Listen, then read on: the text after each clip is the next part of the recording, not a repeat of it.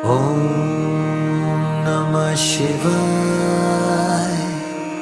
ओम नमः शिवाय। ओम। आज कथा का अंतिम दिन है और यज्ञ में आज पूर्णाहुति जो है वो डाली जा रही है। नमः शिवाय। स्वाहा स्वाहा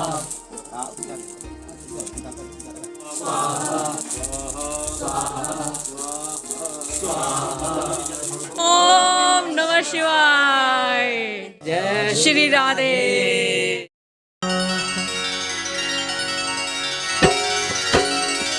ॐ त्र्यम्बकं यजामहे सुगन्धिं पुष्टिवर्धनम् उर्वारुकमिव बन्धनान् मृत्योर्मुक्षीयमामृतात्।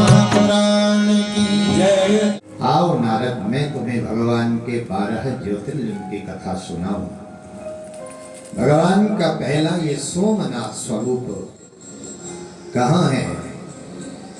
ये गुजरात में सौराष्ट्र में प्रकट हुआ, जो द्वारिकापुरी से 200 किलोमीटर दूरी पर रहता है। और दूसरा, भगवान शिव प्रकट हुए श्रीशैल मल्लिकार्जुन के रूप में।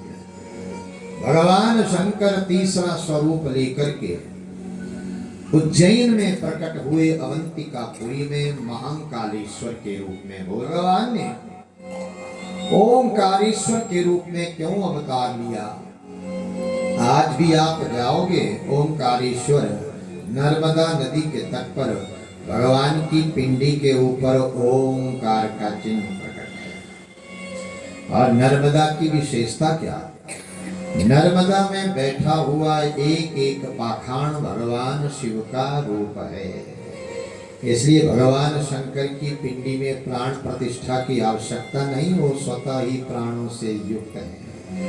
कहते हैं वही परमात्मा शिव केदारेश्वर के रूप में प्रकट हुए उत्तराखंड में। पांडव जब स्वर्गारोहण करने लगे, उत्तर दिशा की ओर मुख करके जिन्होंने हस्तिनापुर को छोड़ा और उत्तर दिशा की ओर मुख करते हुए जब हरिद्वार ऋषिकेश को लांघते, ऐसे कहते जब केदार खंड की ओर आगे बढ़े, भगवान शंकर जहां निवास करते थे और यह कहते मैं इन पांडवों को दर्शन नहीं दूंगा, वहां महिष पालने वाले महिष का झुंड लेकर के उसी पर्वत से आगे बढ़ रहे थे।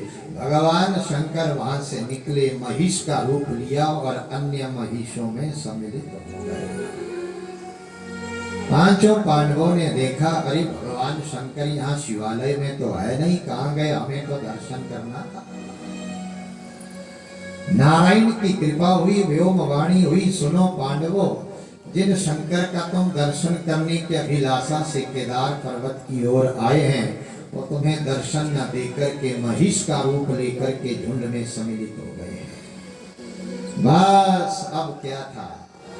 कहते भीम ने अपने स्वरूप को बढ़ाया, जहां से महिष का झुंड निकल रहा था, ऐसे दो कहते और छोर जिसके सनिकट थे और नीचे से संकरी गली से जब महिष निकलने लगे, तो एक और भीम बैठ कर के अपनी टांगों को आगे फैलाया। भगवान शंकर मेरे पांव के नीचे से कभी नहीं निकलेंगे, इसलिए वो महिष का झुंड आगे निकलने लगा, भगवान शंकर पीछे पीछे रुकने लगे। अरे भीम के पांव के नीचे थोड़ा नहीं मैं आगे बढ़ूंगा। लेकिन जैसे सारे महिष निकल गए, भगवान शंकर महिष के रूप में जब सबसे अंत में रह कर के पीछे की ओर मुड़ने लगे, भीम ने कस करके पूंछ से पकड़ लिया। भगवान शंकर ने अपना मुख धरती पर लगाया, धरती की ओर मुख डाला, जो मुख निकला नेपाल काठमांडू में पशुपति नाथ के रूप में, और पृष्ठभाग महिष का रह गया केदारनाथ में। बोलिए केदारनाथ भगवान की। तो आज कहती भगवान का सातवां स्वरूप प्रकट हुआ विश्वेश्वर के रूप में। भगवान काशी विश्वनाथ में प्रकट हुए। काशी विश्वनाथ किसी और के द्वारा स्थापित नहीं, भगवान शंकर ने स्वयं उस पिंडी का निर्माण, स्वयं उस पिंडी की स्थापना करी है। इसलिए काशी को काशी नहीं, काशी विश्वनाथ कहा जाता है। जो विश्व के नाथ हैं वो शिव काशी में विराजमान रहते हैं। और कहीं भूगोल में ऐसा भी आया है, काशी केंद्र बिंदु है जम्बू द्वीप का, जहाँ काशी को ना भी मान लिया जाता था। और कहते हैं शिव ने पुनः उस काशी को त्रिशूल से उतार करके मृत्यु लोक में स्थापित किया। जो उत्तर प्रदेश में हम जिस वाराणसी में दर्शन करते भगवान शंकर का, कहते जो ब्रह्मा का पूरा दिन होने पर भी नष्ट नहीं होता, ऐसी ये काशी का स्वरूप है। जैसे भगवान त्र्यंबकेश्वर के रूप में विराजमान होने लगे, प्रभु अकेले नहीं, जटाओं से गंगा को भी उतारो। एक अंजलि जल भगवान शंकर ने जटा से गंगा को निकाला, धरती पर कल कल करते नदी बहने लगी। उसी का नाम दक्षिणी गंगा, जिसे गोदावरी कहा गया। बोलिए गोदावरी मैया की। नारद भगवान का 10वां अवतार नागेश्वर के रूप में हुआ, जो सौराष्ट्र द्वारिकापुरी के सनिकट समुद्र के सानिध्य में, समुद्र के सनिकट जो भगवान नागेश्वर के रूप में प्रकट हुए। 11वां भगवान का स्वरूप रामेश्वर के रूप में भगवान प्रकट हुए। भगवान शंकर रामेश्वर के रूप में कहा, तमिलनाडु में समुद्र के तट पर भगवान राम को लगा, अरे सभी मेरी जीलिए जो अपने प्राणों की आहुति देने के लिए मेरे साथ जुड़ गए हैं, वो मेरे लिए कार्य कर रहे हैं, और मैं शांत बैठा हूं, मुझे भी कार्य करना चाहिए। तो भगवान राम भी जब समुद्र में पत्थर फेंकने लगे, तो जो भी पत्थर फेंकते वो डूब जाता, वो तैरता नहीं। बड़ा आश्चर्यचकित हुए भगवान श्री राम, अरे मेरे हाथों छोड़ा गया पत्थर वो डूब रहा है, एक गिलहरी पत्थर फेंक रही है वो तैर रहा है। वो क्यों तैर रहा है? क्योंकि उन पत्थरों पर राम लिखा है। ये राम नाम की महत्ता। जामवंत कहने लगे, प्रभु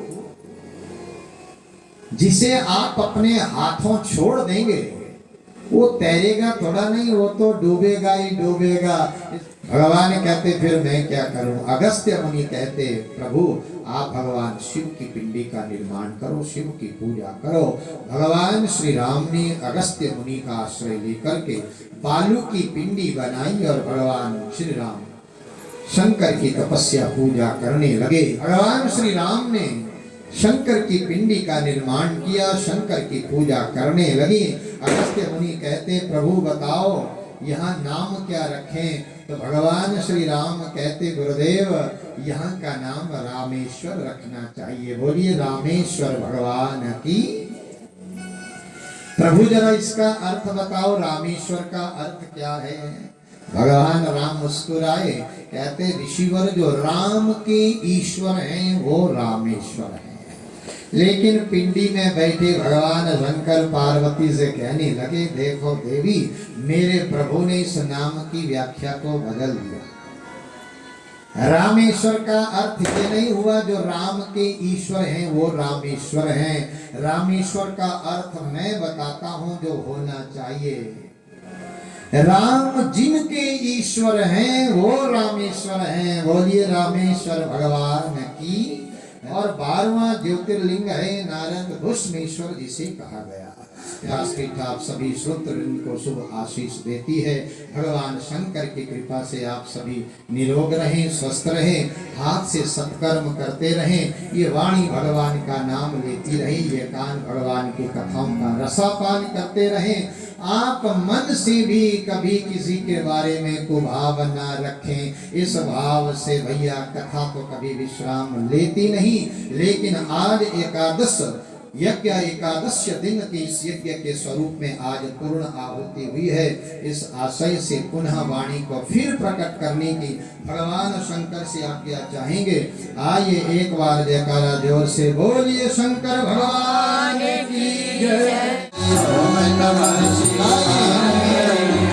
कहीं में ऐसे मुंह बंद कर रखा है, कहीं भगवान शंकर ईश्वर का नाम न निकल जाए। हरि ओम नमः शिवाय, हरि ओम नमः शिवाय। ये क्षण बहुत ही भावुक हो गया था, सबकी आंखों में आंसू थे। बिल्कुल ऐसा लग रहा था कि जैसे आप अपनी बेटी की विदाई करते हो ना, कि मन में खुशी तो होती है पर साथ साथ ये दुख बहुत ज़्यादा होता है कि बेटी जो है वो अपने घर से दूर जा रही है। बस वैसा ही लग रहा था कि 11 दिन की इस कथा के बाद ऐसा लग रहा था कि हम सारे देवी देवताओं शिव पार्वती की यहाँ से विदाई कर रहे हैं। खुशी भी थी कि 11 दिन का इतना बड़ा जो ये यज्ञ था वो अच्छे तरीके से संपन्न हो गया, पर दुख भी था कि आज ये कथा व्यास जो है वो यहाँ से उठ रहा था। सबकी आंखों में आंसू थी, अलग ही माहौल था, भावुकता थी। क्या कहूँ, हम सब लोग बहुत ही भावुक हो चुके थे उस टाइम पे।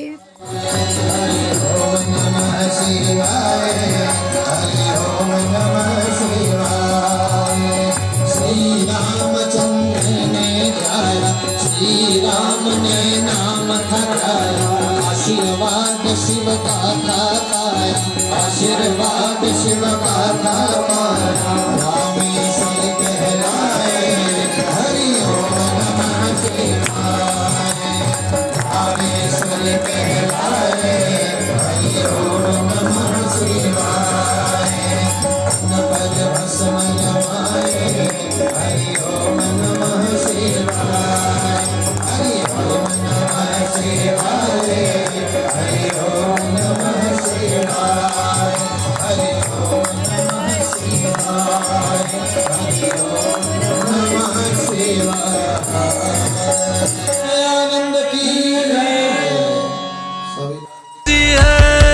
लागी मेरी तेरे संग लगी ओ मेरे शंकरा, लागी मेरी तेरे संग लगी ओ मेरे शंकरा, लागी मेरी प्रीत तेरे संग मेरे शंकरा, लागी मेरी प्रीत तेरे संग मेरे शंकरा, मेरी तेरे संग लगी ओ मेरे शंकरा, लागी मेरी तेरे संग लगी ओ मेरे शंकरा।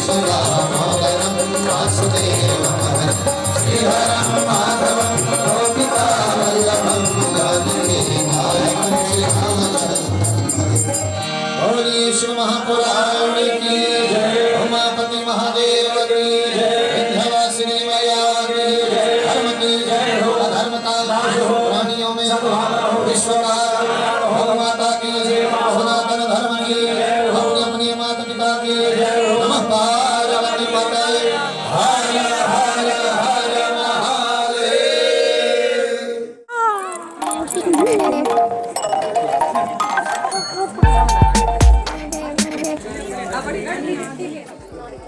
ये देखिए सब चेहरे खाने का वेट करते हुए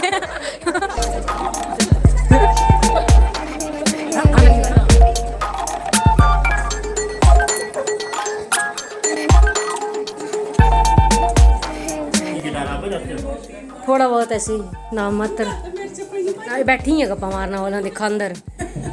जय काल महाकाल विकराल शंभो, जीवन हो या मृत्यु दोनों ही तुम हो, जन्मों जन्मांतर की लड़िया ये कड़िया, हर योनि हर जीवन रखवाल तुम हो। जय काल महाकाल, जय काल महाकाल। ये कथा व्यास आज यहाँ से उठ रहा है और हम बस आशा करते हैं कि हे शिव जी आप लौट के फिर हमारे घर पधारिए। हर हर शंभू।